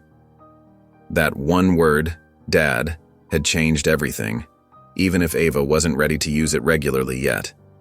It was a beginning, a tiny crack in the wall she'd built around her heart. Mark rose slowly, turning back to the dishes with a warmth in his chest he'd never felt before. He didn't need to push or rush this moment. He could wait. They had time. Mark sat at his desk, surrounded by stacks of case files, his reading glasses perched on his nose. The morning light filtered through his office windows, casting long shadows across the polished wooden floor. He'd fallen into a comfortable routine these past weeks, reviewing cases in the early hours before Ava woke up for school. The door burst open, startling him from his concentration. David Lang, his usually composed assistant, rushed in with a manila envelope clutched in his hands. His face was tight with concern. You need to see this, David said, thrusting the document forward. It just came through. Mark's stomach dropped as he read the first line. Custody appeal, Carter versus Bennett. Gerald wasn't giving up. He's claiming you manipulated Ava, David explained, running a hand through his disheveled hair. His new lawyer, Thompson and Associates, they're known for dragging cases through appeals for years.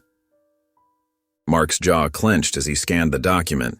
Gerald's accusations were outrageous, claims that Mark had used his position as a judge to influence the outcome, that he'd pressured Ava into choosing him. Get the team together, Mark ordered, his voice steady despite the anger burning in his chest. I want everyone here in an hour. As David turned to leave, a small figure appeared in the doorway. Ava stood there in her pajamas, her stuffed bunny dangling from one hand. Her face had gone pale, and Mark knew instantly she'd heard enough to understand.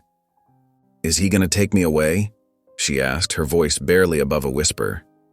The fear in her eyes made Mark's heart ache. He crossed the room in 3 quick strides and knelt beside her, placing his hands gently on her shoulders. "No one is taking you away from me," he said firmly, looking directly into her eyes. "Not now. Not ever." Ava's lower lip trembled. "But what if—" "No what ifs," Mark interrupted softly. "Remember what I told you about promises?" She nodded slowly. "That they're sacred." "That's right." He pulled her into a tight hug, feeling her small arms wrap around his neck. "I promised your mom I'd protect you. I don't break my promises." Ava buried her face in his shoulder, and Mark could feel her tears soaking through his shirt. He held her tighter, silently vowing that Gerald would never lay a hand on his daughter, not while he had breath in his body. David stood quietly by the door, watching the scene unfold. He cleared his throat softly. "I'll get the legal team started on our response." Mark nodded over Ava's head, grateful for his assistant's understanding. He kept holding Ava, letting her cry out her fears, knowing that sometimes the strongest thing a father could do was simply be there. "We're going to fight this together," he whispered into her hair. "You and me. That's what families do." The hospital corridor felt endless as Mark walked toward Hannah's room, his footsteps echoing against the sterile walls. The smell of antiseptic hung heavy in the air. Through the doorway, he could see Ava perched on the edge of her mother's bed, her small hand clutching Hannah's tightly. Hannah looked frailer than ever, her skin almost translucent against the white hospital sheets. But when she spotted Mark, a weak smile lit up her face. Despite everything, her eyes still held that familiar spark of humor. "She called you Dad yet?" Hannah's voice was barely above a whisper, but the teasing tone was unmistakable. Mark couldn't help but chuckle, grateful for this moment of lightness. Once, by accident. He moved closer to the bed, careful not to disturb Ava, who hadn't moved or acknowledged his presence. Hannah's laugh was soft and breathy. "She'll say it again, give her time." Her eyes drifted to Ava, filled with a mother's endless love. Ava sat perfectly still, her fingers intertwined with her mother's, as if holding tight enough could keep Hannah from slipping away. Her stuffed bunny lay forgotten in her lap, all her focus on her mother's face. The room fell quiet except for the steady beeping of monitors. Hannah's breathing grew more labored, but she fought to keep her eyes open. She looked at Mark, her gaze suddenly intense. "You're gonna do right by her, aren't you?" The question came out in a whisper, but the weight behind it filled the room. Mark moved closer, taking Hannah's free hand in his. It felt so small, so fragile. "Always," he promised, his voice thick with emotion. Hannah nodded slightly, satisfied. Her eyes never left Ava's face as she whispered, "I love you, baby girl." The nurses came in shortly after, their faces gentle but firm. It was time. Ava refused to move at first, her grip on her mother's hand tightening. Only when the third request came did she finally stand, her movements slow and reluctant as if every step away from the bed caused her physical pain. The morning sunlight streamed through the tall windows of Mark's penthouse, but it brought no warmth to the heavy silence that filled the apartment. Ava sat motionless in the window seat, her stuffed bunny clutched tightly against her chest. Her eyes were fixed on something distant, something only she could see. Mark stood in the kitchen, watching her with a deep ache in his chest. Coffee grew cold in his mug as he struggled to find the right words, the right actions. Everything felt inadequate in the face of such profound grief. "Ava," he called softly, "I made some pancakes. Just like you like them." She didn't move, didn't even blink. The plate of pancakes sat untouched on the counter, a reminder of his helplessness.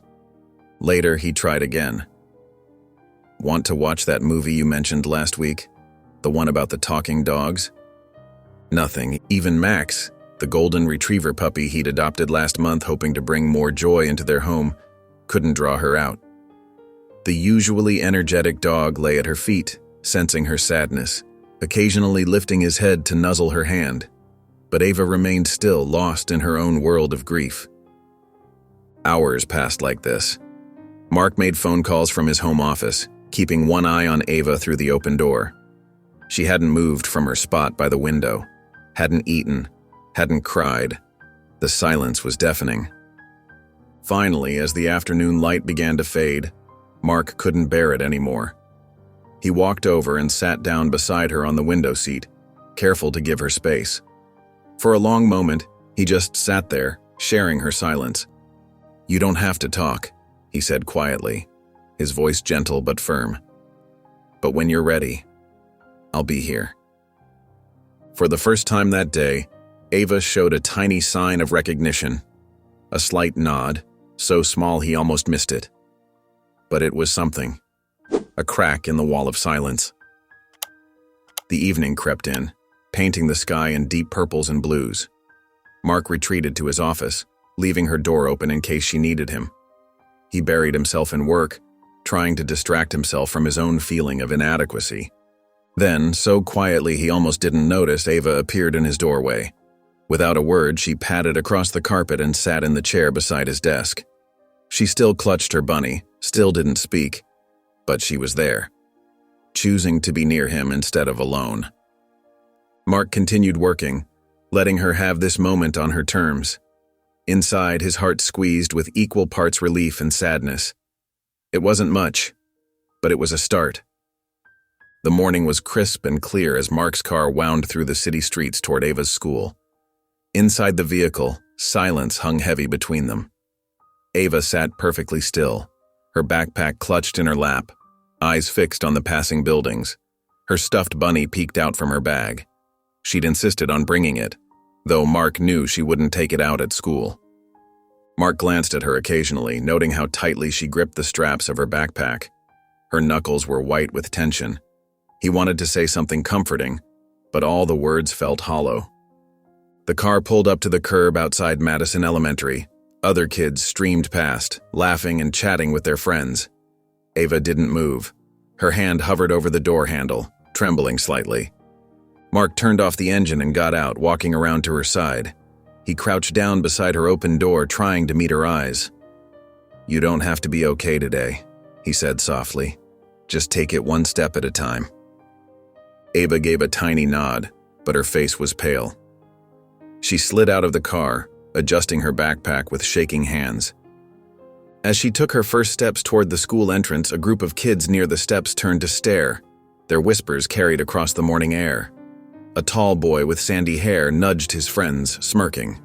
"There goes the charity case," he called out, just loud enough to be heard. Ava stopped dead in her tracks, her shoulders hunched forward as if she'd been struck. Mark felt anger surge through him, hot and immediate. But years of courtroom discipline kept his voice steady as he stepped away from the car. "Come here," he called to the boy, his tone calm but carrying unmistakable authority. The boy hesitated, his smirk faltering. The other kids watched with wide eyes as he slowly approached. Mark looked down at him, his expression serious but not unkind. "Do you know what happens when you make someone feel small?" he asked. The boy swallowed hard, shifting his weight from foot to foot. "No," he mumbled. "You show the world how small you are instead," Mark said quietly, letting the words sink in. The boy's face flushed red. He stared at his shoes, unable to meet Mark's steady gaze. Ava watched this exchange from where she stood, her back straightening slightly. Without another word, she turned and walked into the school, her steps more confident than before. Mark watched her go, his heart both heavy and proud. He knew this was just the beginning of many challenges they would face together. The living room was bathed in the soft glow of Christmas lights when Mark walked in, finding Ava sitting cross-legged on the floor. She was carefully unwrapping tissue paper from ornaments, handling each one as if it were made of precious crystal. Her movements were slow and deliberate as she reached up to hang a red glass ball on a lower branch of the tree. Mark watched her for a moment, struck by how small she looked next to the towering evergreen. She'd been quiet all morning, lost in thought as they set up the tree. Now, surrounded by boxes of decorations, she seemed both hesitant and determined. Stepping closer, Mark crouched down beside her, picking up one of the ornaments from his own collection. The glass snowflake caught the light, sending tiny rainbow reflections dancing across the walls. "This was my mom's favorite," he said softly, turning it in his hands. Ava paused in her decorating, looking at the delicate ornament. Her eyes studied it carefully before moving to Mark's face. "What happened to her?" she asked quietly. The question caught him off guard. Mark felt his throat tighten unexpectedly. They hadn't really talked about his past before. "She passed away when I was just a little older than you," he answered, his voice gentle but steady. Ava nodded slowly, processing this piece of information about him. Her fingers traced the edge of the box in front of her as she absorbed his words. It was the first time she'd asked about his life, about his losses. They continued decorating in companionable silence, working their way around the tree. Mark noticed Ava kept glancing at a small box she'd set aside. Finally, she reached for it, carefully lifting the lid. Inside, nestled in faded tissue paper, was a simple ceramic ornament. Mark recognized it immediately. It had hung on Hannah's tree. Ava cradled it in her small hands, looking up at Mark with questioning eyes. "Can we put this one in the middle?" Her voice was barely above a whisper. "Right in the center," Mark agreed, watching as she stood on tiptoe to hang it. The ornament caught the light, its worn surface glowing warmly among the newer decorations. Mark reached over to switch on the Christmas music, keeping the volume low. The gentle melody of Silent Night filled the room as they settled onto the couch, watching the twinkling lights. Ava hesitated for just a moment before leaning against him, her head resting against his arm. The acrid smell of burning jolted Mark awake. His heart raced as he leaped out of bed, following the smoky scent to the kitchen. There, standing on her tiptoes at the stove, was Ava. A plate beside her held what might have once been a pancake, now charred black around the edges. Ava turned around, her face falling when she saw him. Guilt colored her cheeks pink as she gestured to the burnt offering. "I was trying to make pancakes," she explained softly. "Mom and I always made them on Christmas." Mark's expression softened. He walked over to inspect her creation, noting the perfectly golden center surrounded by the blackened ring. Without hesitation, he picked up a fork from the drawer and cut off a piece. Ava watched him anxiously, wringing her hands in her pajama shirt. Mark popped the bite into his mouth, maintaining a completely straight face despite the bitter taste. "Not bad," he declared, fighting back a grimace. A giggle escaped Ava's lips, a bright, genuine sound he hadn't heard since before Hannah's passing. The sound filled the kitchen, warming it more than any burnt breakfast could. Mark's heart swelled at hearing her laugh again. "Maybe we should make another batch," he suggested, already reaching for the mixing bowl. "Together this time?" They worked side by side, Mark showing her how to watch for the tiny bubbles that meant it was time to flip. Soon, a stack of perfectly golden pancakes sat steaming on the table. As they settled into their chairs, Ava pushed her food around with her fork. She seemed nervous, like she wanted to say something. Finally, she cleared her throat and mumbled, "Merry Christmas, Dad." Mark's fork clattered against his plate.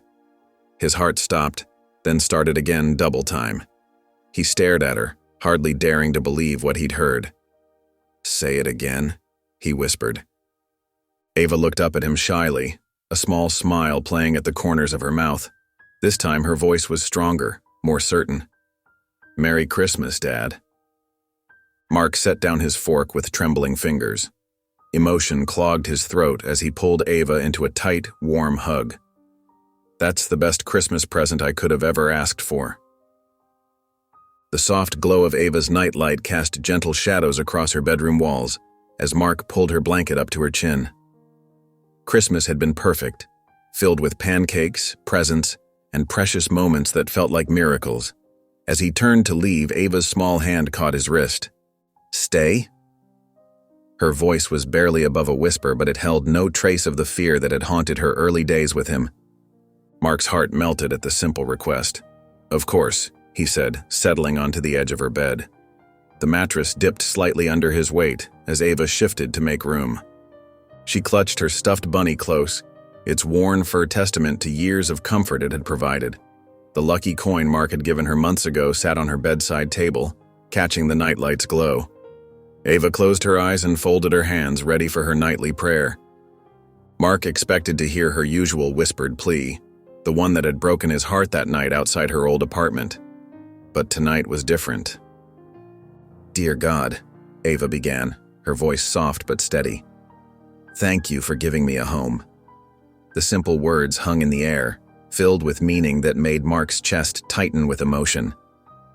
Ava opened one eye, peeking up at him. "Did you hear that?" she asked, a small smile playing at the corners of her mouth. Mark swallowed hard against the lump in his throat. "I heard," he managed, his voice rough with feeling. He reached out and smoothed her hair back from her forehead, marveling at how this little girl had completely transformed his life. The fear that had once shadowed her eyes was gone, replaced by trust and contentment. She wasn't that scared child anymore, clutching her bunny and praying not to be alone. She was his daughter, safe and secure in the knowledge that she was loved. Ava's eyes grew heavy as sleep began to claim her. Her breathing slowed, becoming deep and even. Mark stayed beside her, watching as her features relaxed completely. The stuffed bunny remained tucked under one arm while her other hand rested near his on the blanket. The room was quiet except for Ava's gentle breathing and the soft hum of the nightlight. Mark remained still, taking in every detail of this moment. His daughter was home, truly home, and they had finally become a family. Mark sat at his mahogany desk reviewing case files when David Lang knocked and entered with a manila envelope. "These just came through, Your Honor," David said, placing the documents in front of him. Mark's breath caught as he opened the envelope. The adoption papers lay before him, crisp and official, waiting for final signatures. His eyes lingered on the space where Ava's last name would change from Carter to Bennett. Hours later, Mark's key turned in the lock of their apartment. The warm aroma of cookies filled the air. Ava had been baking again, something she'd started doing more often as she settled into their home. He found her at the kitchen table, math homework spread out in front of her, pencil tapping thoughtfully against her chin. "How's the algebra going?" he asked, setting his briefcase down. "It's okay," Ava replied, erasing something. "Mrs. Thompson says I'm getting better at it." Mark sat down beside her, his heart beating faster as he pulled out the envelope. "I have something important to show you." Ava set down her pencil, curious. Mark slid the papers across to her, watching as her eyes scanned the formal text. Her fingers traced over the words, "Petition for Adoption," at the top. "These are," she whispered, looking up at him with wide eyes. "Adoption papers," Mark finished softly. "To make it official. To make you a Bennett." He cleared his throat. "But only if that's what you want. There's no pressure." Ava stared at the papers, her lower lip trembling slightly. "You really want to?" "More than anything," Mark said, his voice thick with emotion. "But this is your choice, sweetheart. Your name. Your decision." Ava reached for a pen with shaking fingers. Without hesitation, she signed her name on the marked line. Then she looked up at Mark, tears glistening in her eyes, and threw herself into his arms. "I love you, Dad," she whispered against his shoulder, holding him tight. Mark wrapped his arms around her, his own eyes growing wet. "I love you too, sweetheart." He held her close, feeling the weight of the moment. They were officially, legally, irrevocably a family at last. If you enjoyed the story of Mark, I handpicked this next story that you will enjoy. Please don't miss this one. Click here to watch it.